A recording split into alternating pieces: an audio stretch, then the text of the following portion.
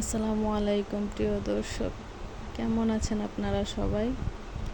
সবুজ শ্যামল মনোরম প্রাকৃতিক দৃশ্যের মধ্য দিয়ে আমি আমার চ্যানেলের প্রথম ভিডিওটি শুরু করছি। ভিডিওটি ভালো লাগলে অবশ্যই লাইক দিয়ে আমার ভিডিওটি দেখা শুরু করবেন।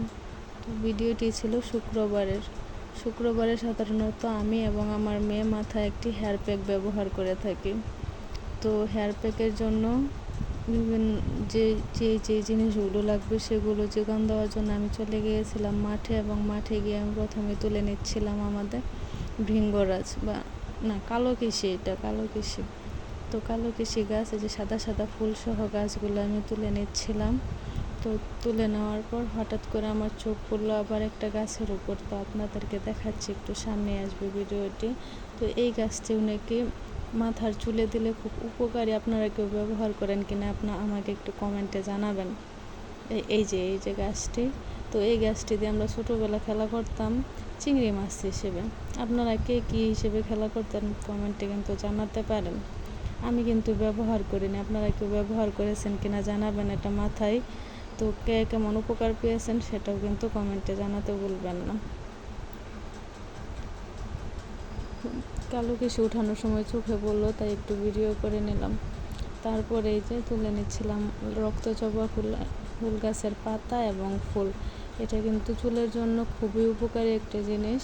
চুলের গোড়া মজবুত করতে, চুল কালো করতে অনেক বেশি সহায়তা করে এটি। তো আমি আমার হেয়ার প্যাকে জবা ফুলের পাতা ব্যবহার করব, তার জন্য আমি এখান থেকে নিচ্ছিলাম জবা ফুলের পাতা আর ফুল। তো চুলের যত্নে আপনার হেয়ার প্যাকে অবশ্যই রক্তজবাটা ব্যবহার করবেন। রক্তজবার পাতাটাই সবচেয়ে বেশি উপকারী। আর অবশ্যই মেহেদি পাতা তো লাগবেই। তো মেহেদি পাতা তোলার জন্য আবার মেহেদি গাছের নিচে চলে গেলাম। তো এখান থেকে আমি মেহেদি পাতাও তুলে নিচ্ছিলাম আমার প্যাকে ব্যবহার করার জন্য। একদম সুন্দর সবুজ সবুজ পাতা, বৃষ্টি পড়ে একদম পাতাগুলো পরিষ্কার সবুজ হয়ে আছে। তারপর আমি এই যে আমার সবগুলো জিনিস সুন্দর করে ধুয়ে পরিষ্কার করে একটা ছাঁকনিতে উঠিয়ে নেব।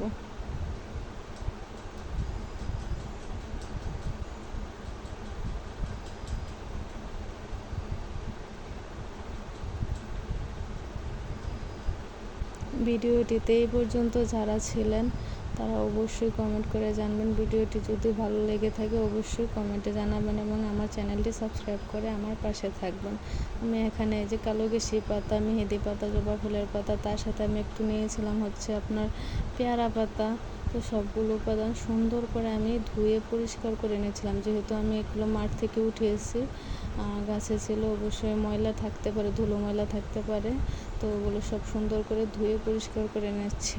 তারপর আমি সুন্দর করে পাটায় বেটে নেব। আপনাদের যাদের মিক্সার গ্রাইন্ডার আছে ওটা দিয়ে আপনারা সুন্দর করে গ্রাইন্ড করে নিতে পারেন, অথবা পাটায় বেটে নিতে পারেন। আমি পাটাতেই বেটে নিচ্ছিলাম।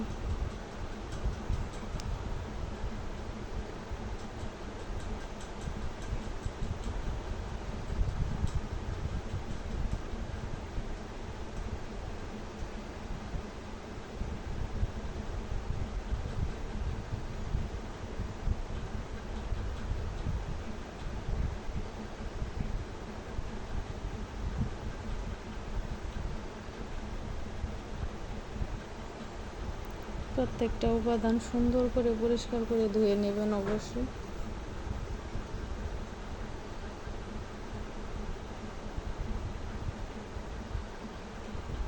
এই যে এখানে আমার সবগুলো উপাদান সুন্দর করে পরিষ্কার করে ধুয়ে নেওয়া হয়েছে।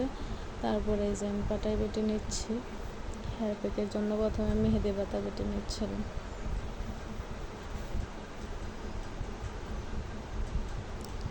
সবগুলো আমি বাটা আপনাদেরকে দেখাইনি, কারণ সবগুলো দেখাতে গেলে ভিডিওটা অনেক বড় হয়ে যাবে। তো শুধু মেহেদি পাতা বাটাটাই দেখালাম। আপনারা সুন্দর করে বেটে নেবেন অবশ্যই। আপনারা সবাই বাটতে জানেন সুন্দর করে অবশ্যই।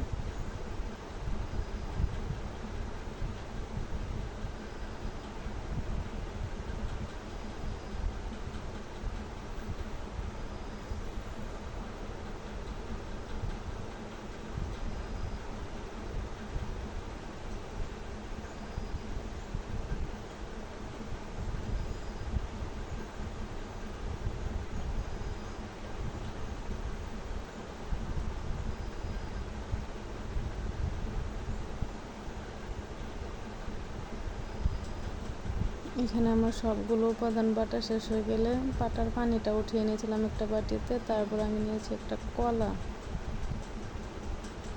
এই যে মেহেদি পাতা, কালো কিছু পাতা, তারপর আছে পেয়ারা পাতা এবং জবা ফুলের পাতা একসাথে বেটে এই কলাটা ভালো করে মিশিয়ে পানির সাথে মেহেদি পাতা, কালো কিছু পাতা এবং জবা ফুল, পেয়ারা পাতা একসাথে সুন্দর করে মিশিয়ে নেব।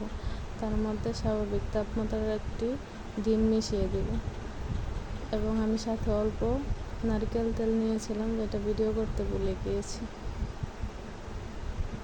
এটা সুন্দর করে মেশানো হলে এটা মাথায় ব্যবহার করে নেব।